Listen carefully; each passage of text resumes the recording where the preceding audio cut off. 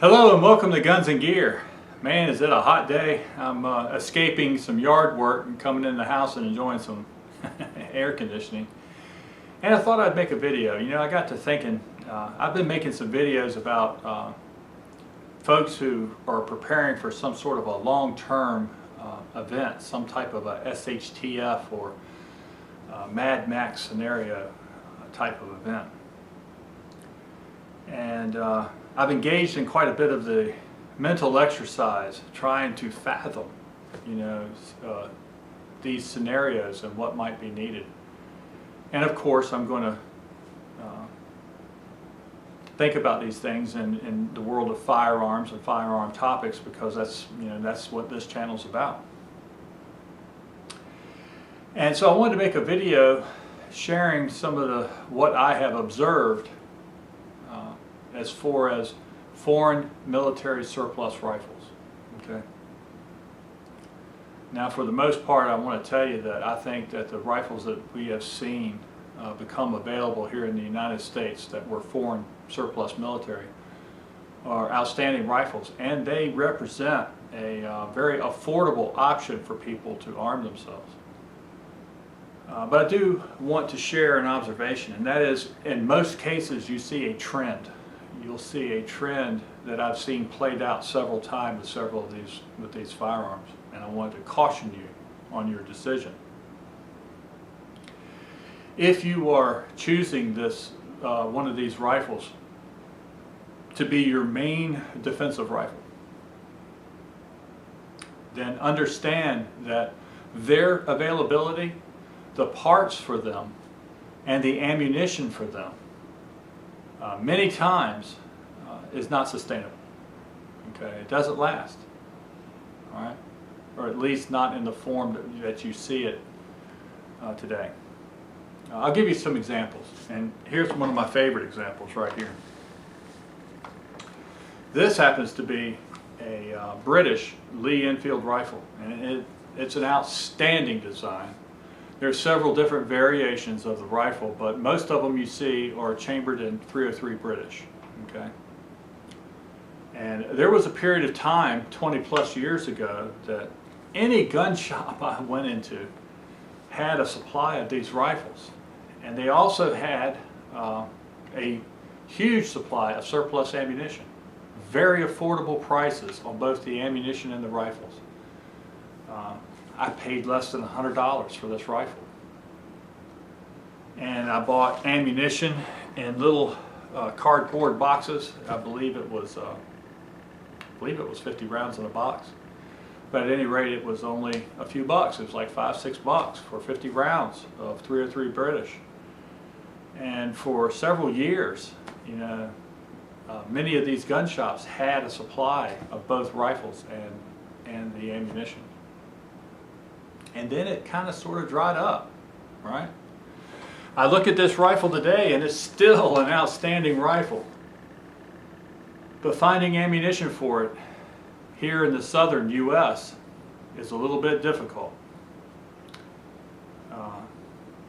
In these recent times, even before we had a lot of the panicking and the buying that has ensued, finding ammunition for this rifle has been not only difficult. When I found ammunition, it was very expensive. It was usually premium hunting rounds, right?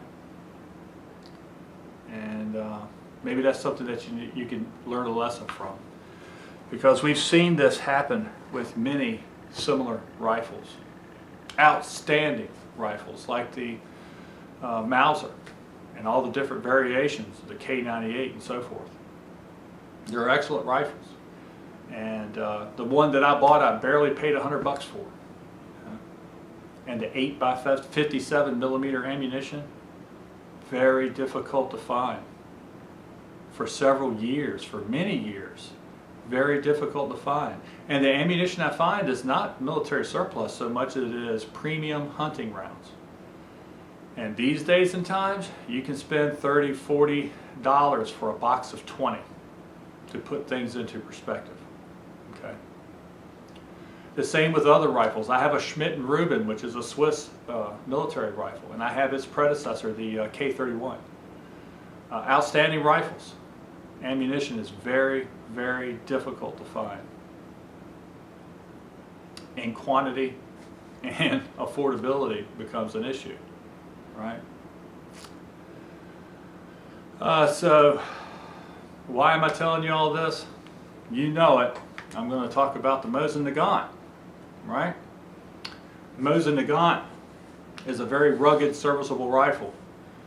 It was never considered one of the better rifles on the battlefield, like the Mauser and the British Enfield, but it's still a good, solid rifle. And in these past years, we have seen huge numbers of these coming to the United States. And with that, we've seen the affordable ammunition as well, sometimes surplus ammunition. I'm going to caution you that that ammunition and those rifles may not be that available in a few years, in 10 years, in 20 years, in 30 years from now.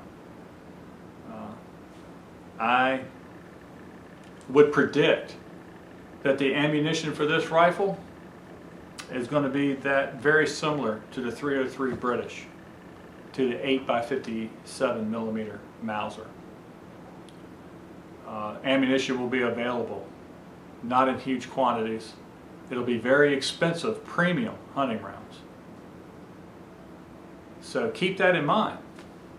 Some rifles and their ammunition has transcended that, okay, such as the AK. Right? In the 80s, AKs were everywhere. A lot of them new, Norinco, Chinese-built AKs, good rifles. Ammunition was being just dumped into the United States in huge quantities. Chinese ammunition, very inexpensive.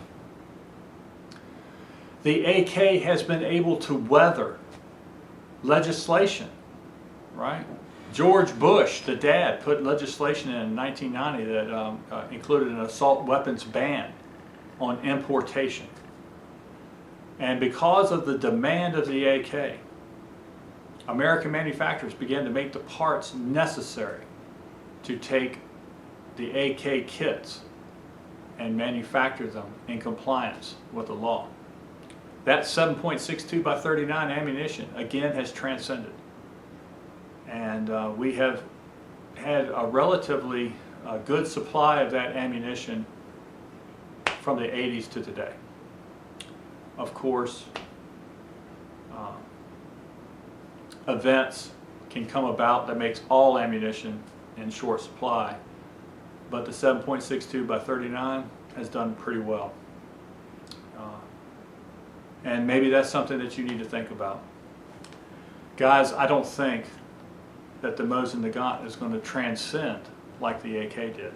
That round, the 7.62 by 54R, offers nothing, absolutely nothing over the American-made 30-06 and 308 Winchester. So we're not seeing a lot of commercial rifles made in that chambering. We're not seeing bolt-action Remingtons or Winchesters or Brownings and things of that nature in the 7.62 by 54R. That may be a good indication that that round is not sustainable and it's not going to be picked up by lots of the American manufacturers and make them in quantity, okay, at affordable prices. So that's something to think about, guys. Wanted to share that observation with you. I'm not picking on these rifles because they're outstanding designs, you know. Just sharing an observation. So with that, thank you very much for watching my videos, and remember to shoot straight on the range and in life. Thanks.